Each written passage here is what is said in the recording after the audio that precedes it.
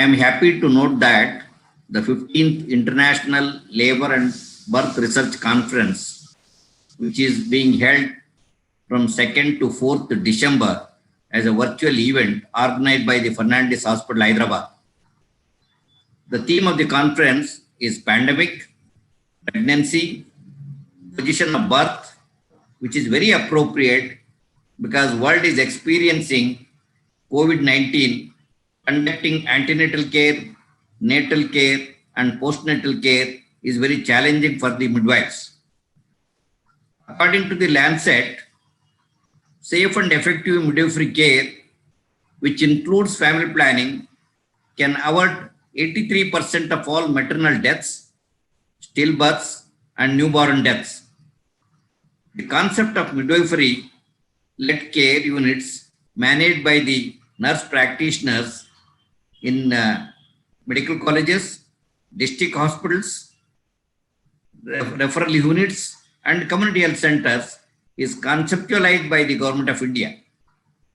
This will pave the way for model of care wherein normal deliveries are handled by the professional midwives, trained as per the International Confederation of Midwives standards, and complicated deliveries are handled by the specialist doctors.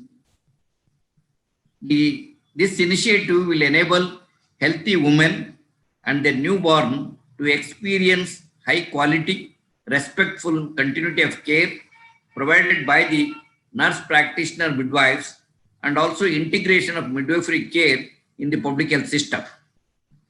Government of India has taken a policy decision to roll out nurse practitioner midwives training program and also training 84,000 nurse practitioner midwives. Generally, one of the challenge the nursing and midwifery profession facing in India is about the creation of nursing positions because of the financial constraints generally quoted by the administration. This challenge has been addressed by the Government of India by committing for creating nurse midwifery practitioner-led units.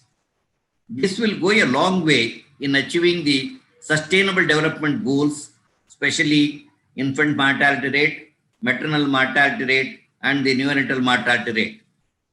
The Indian Nursing Council and Ministry of Health and Family Welfare with various stakeholders, including the FOGSI and the International Confederation of Midwives, has developed a nurse practitioner midwifery curriculum and nurse practitioner midwifery educators curriculum to be implemented by the national midwifery training institutions and state level midwifery training institutions.